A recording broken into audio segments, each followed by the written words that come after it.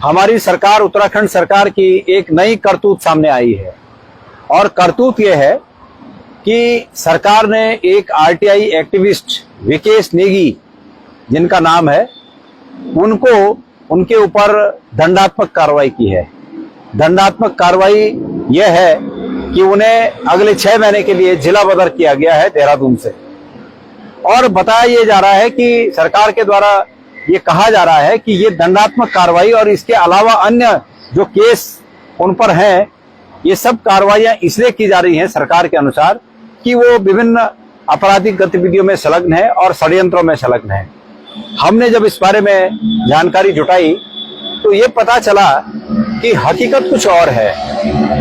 हकीकत यह है कि ये विकेश नेगी आरटीआई के माध्यम से कई घोटालों को उजागर कर चुके हैं, जिनमें कि एक घोटाला ये था कि भारतीय जनता पार्टी का जो कार्यालय प्रस्तावित था जिस भूमि पर बनना, वो भूमि भारतीय जनता पार्टी ने किसी तरह साजिश के तौर पर उसको हथियाया था।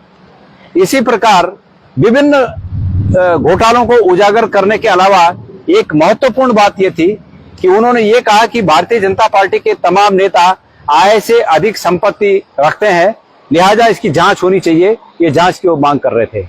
वो ये मांग कर रहे थे कि जो सैन्य धाम प्रस्तावित है, सैन्य धाम में पहले बजट कुछ और था, उसके बाद उस बजट को रिवाइज करके बढ़ाया गया, करीब करीब 2 गुना किया गया और 2 गुना करके इस प्रदेश की बाहर के दूसरे प्रदेश की एक एजेंसी को यह काम दे दिया गया। और उनका कहना है कि इसमें स्थानीय भारतीय जनता पार्टी के नेताओं का और मंत्रियों का हाथ है, इनकी मिलीभगत है, ताकि वो लोग एक बड़े घोटाले को अंजाम दे सके और दे रहे हैं। ये सब बातें थी। मेरा ये मानना है कि सरकार का ये कहना कि विकेश नेगी तमाम आपराधिक मामलों में वांछित हैं, उन पर केस दर्ज हैं, उनकी जांच होनी चाहिए, ये तो इसी तरह हो गया कि जिस तरह एक बार मैंने पहले कुछ सवाल उठाए सरकार पर, तो सरकार ने कहा कि गणेश कोदियाल की बद्रीनाथ समिति में अध्यक्ष रहते हुए जांच होनी चाहिए। मैंने उस समय ये कहा था कि मेरी जांच हो, इससे कोई बात नहीं, जांच होनी चाहिए मेरी भी, लेकिन मेरी जांच के डर से सरकार के जिन मंत्रियों की जांच की मैं मांग कर रहा हूं, उस जांच को नहीं रोका जाना चाहिए। और आज फिर विकेश नेगी के मामले में मैं इस बात को दोहराना चाह रहा हूं कि लगता है कि सरकार अपनी खाल बचाने के लिए विकेश नेगी पर दंडात्मक कार्रवाई इसलिए कर रही है कि विकेश नेगी की आवाज को दबाया जा सके। यह लोकतंत्र के लिए उचित नहीं है, उत्तराखंड के लिए उचित नहीं है। अगर विकेश नेगी ने कुछ गलत किया है तो उन पर कार्रवाई हो, उन पर जांच हो और उन्होंने जो गलती की है उस गलती की सजा उन्हें मिले।